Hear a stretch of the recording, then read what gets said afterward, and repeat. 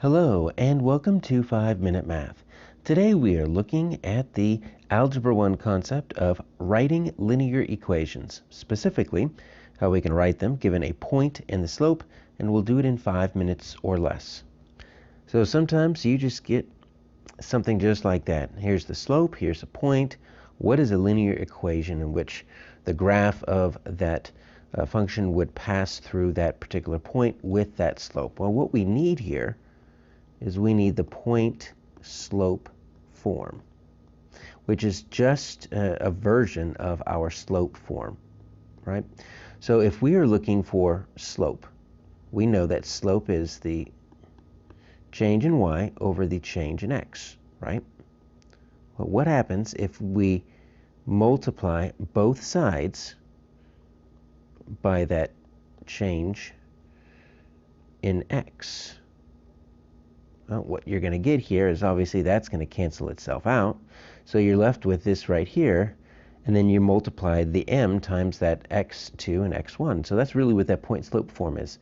They put the y's first, but they just say y minus y1 equals m x minus x1. So it does the same thing. You're just going to subtract two y's, subtract two x's. But you know what? That's enough because I've got my slope, negative 2/5. Okay?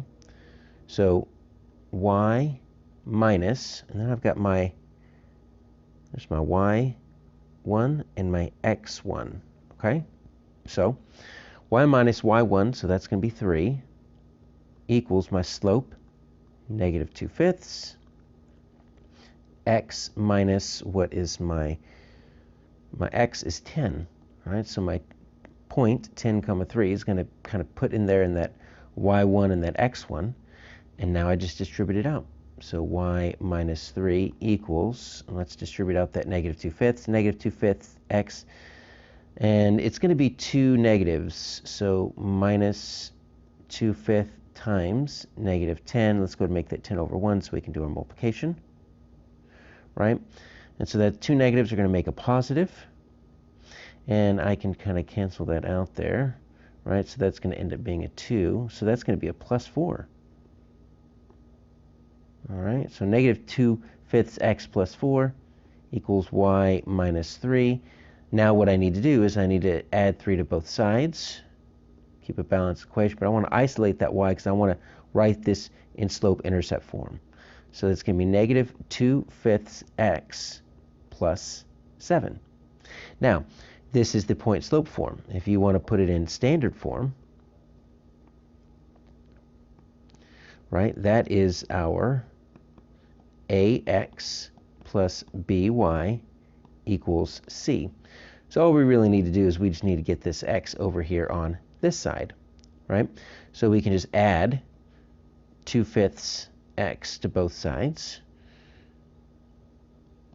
equals 7, and that's how we would write that exact same equation in standard form. Let's look at another example. So now let's write an equation for a linear function that passes through 0.48, has a slope of 3. Well, let's use our point slope form to figure out what this equation is going to be. So y minus y1, and here's our y1 right there, it's that 8, y minus 8 equals m, right? So that's our slope of 3. And then x minus x1, and here's our x1. So we're going to use that 0.48 and just kind of plug in the 4 and the 8. As long as we have the slope, that's all we need. So let's distribute out what's on the right side. So 3 times x minus 3 times 4. So that's 3x minus 12.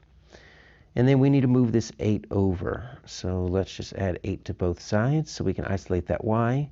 So it's going to be 3x minus 12 plus 8 gets us 8 minus 4. Now that gets us an equation that we're used to seeing that's in the slope-intercept form, y equals mx plus b. How would we then, if we wanted to, change this into our standard form? Because sometimes we need to make it look like that. Well, you notice we got the x and y on the left, and we've got that y-intercept over on the right. So all we need to do is we just need to subtract 3x from both sides. Because if we do that, all right, that's going to isolate that negative 4. So this is what we're going to be left with.